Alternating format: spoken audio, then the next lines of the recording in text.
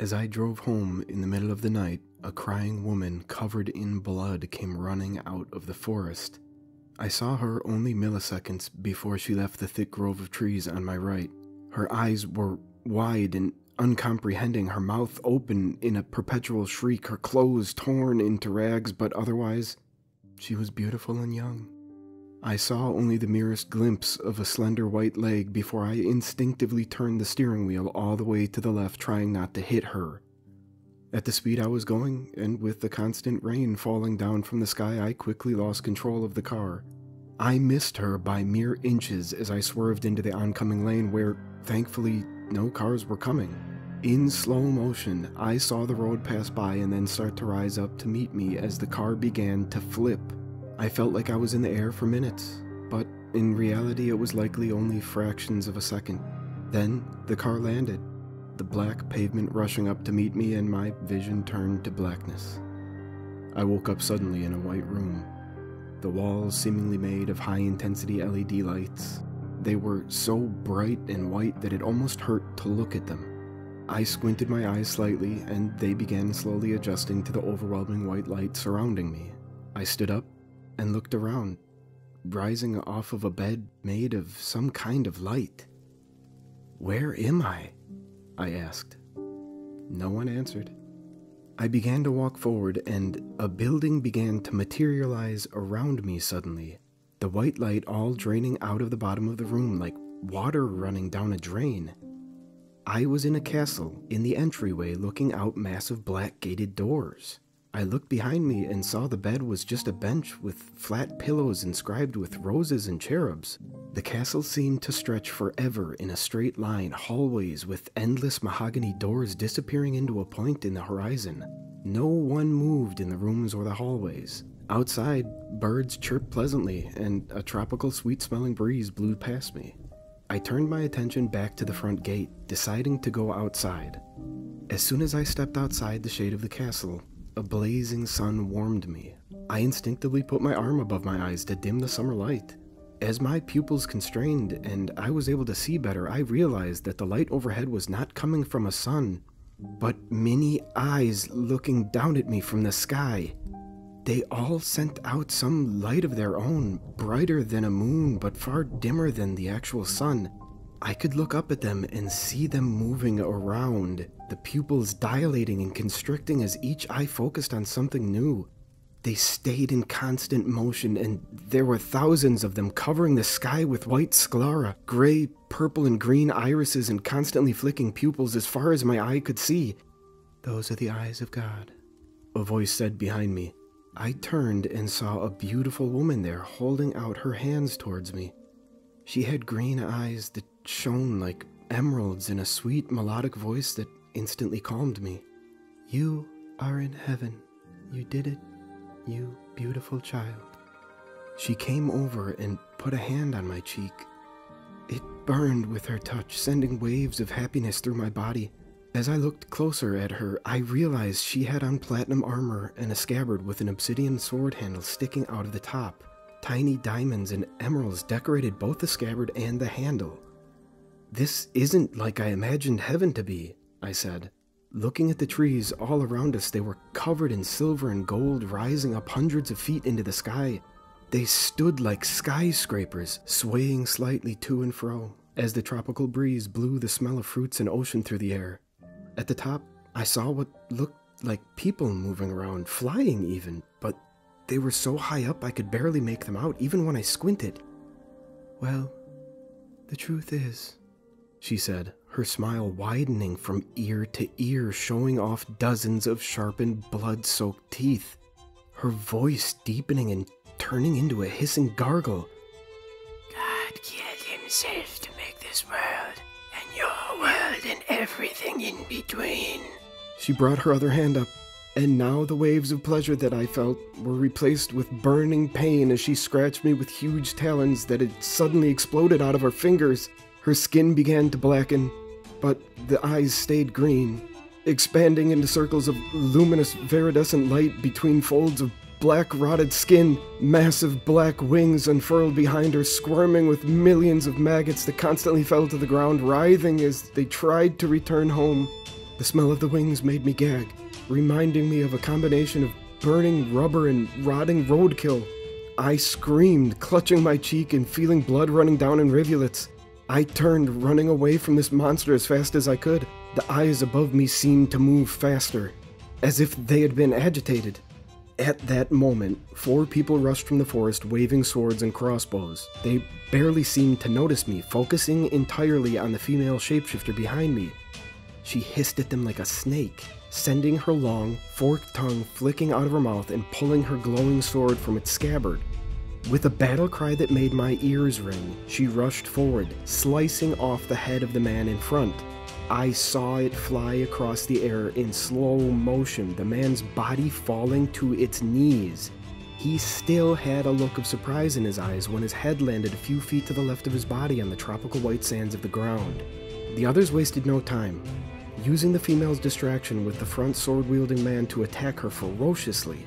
One shot her directly in the neck with a crossbow, the bolt piercing through and reminding me ludicrously of the bolts on the neck of Frankenstein's monster.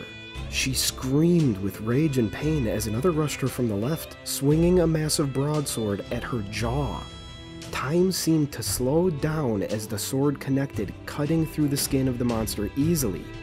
As it penetrated deeper, sickly green light began to shoot out of the wound, and by the time he had fully decapitated her, the light was so blinding I could no longer look. "We have to go!" a woman screamed, pointing up to the top of the massive trees. Looking up, I saw dozens of flying specks, looking like an agitated hornet's nest as they regrouped and began to approach.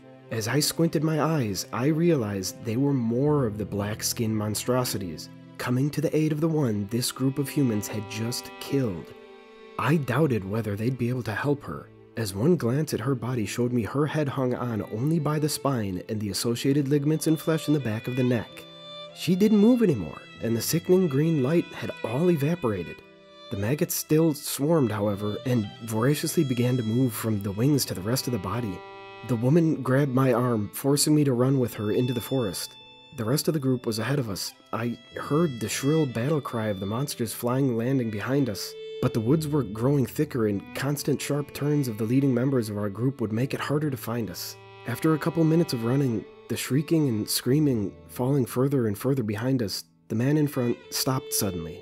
He opened up a camouflage tunnel, pushing aside some of the silver leaves that covered the top. The rest of the group jumped down, then the man gestured for me to jump down. The fall was only a few feet, and I realized there were torches burning in a cramped tunnel.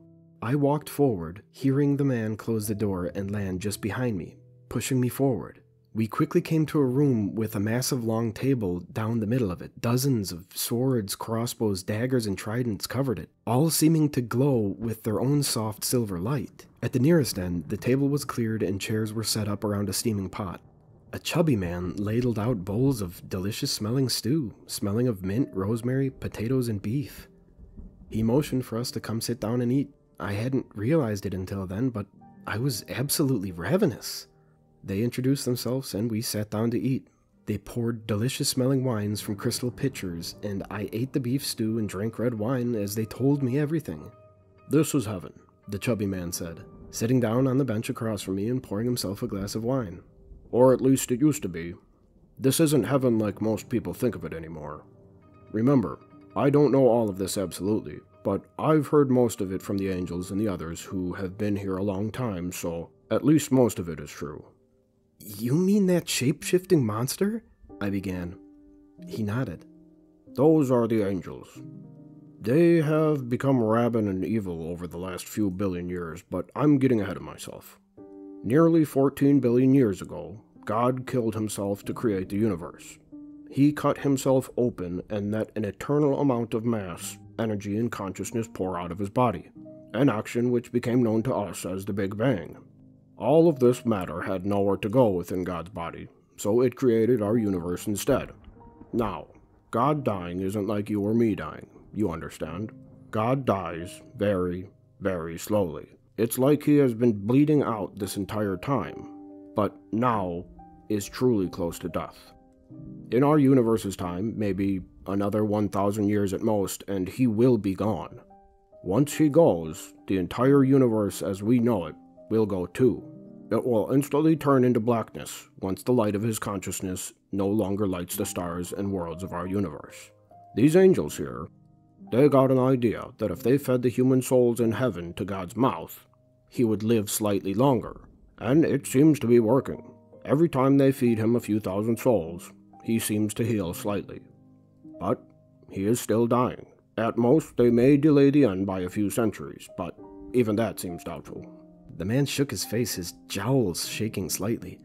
You can't really die in heaven, as even if you get your head cut off, it will grow back in a few hours.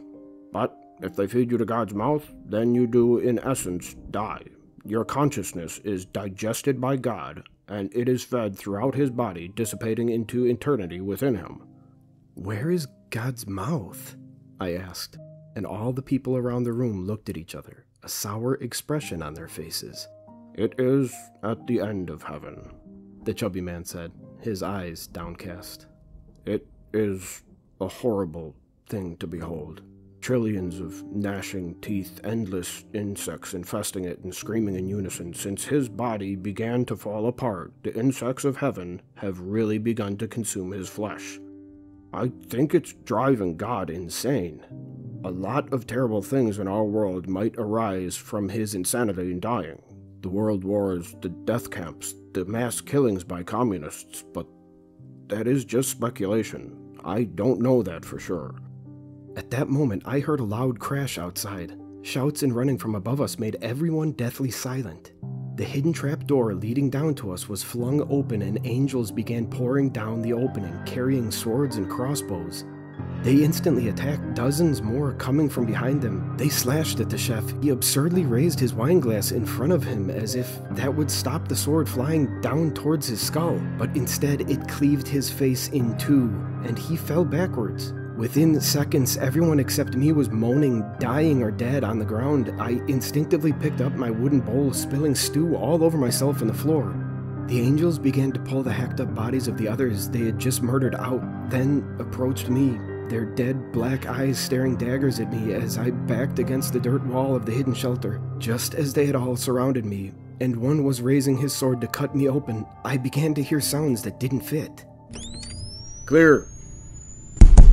Again. He's waking up. As the sword came down towards my face, I suddenly opened my eyes. My other eyes. Feeling the cold, damp pavement beneath my body, I looked around and saw myself surrounded by paramedics. A Lifestar helicopter loudly descending 100 feet further down the road. I saw the naked woman who had run out in front of my car in the back of an ambulance. I looked down and saw the wooden bowl in my hand still, cleaved in two by a sword. Remnants of herb and sauce still clinging on to the inside of it. Then I closed my eyes and fell back asleep.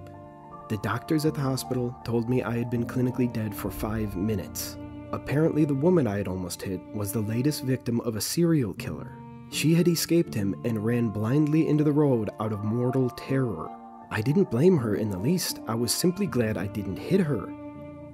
I still have the wooden bowl I brought back with me, and the slices on my cheek from that thing I encountered. Once I get out of here, I want to send the remnants of the bowl to a scientific institution to see what it is truly made out of. I have a feeling it's not a kind of wood anyone on Earth has ever seen before. The vision of heaven I had received was the most disturbing thing of the entire experience. It truly changed my life, and not for the better. I wasn't afraid of dying before, but I certainly am now.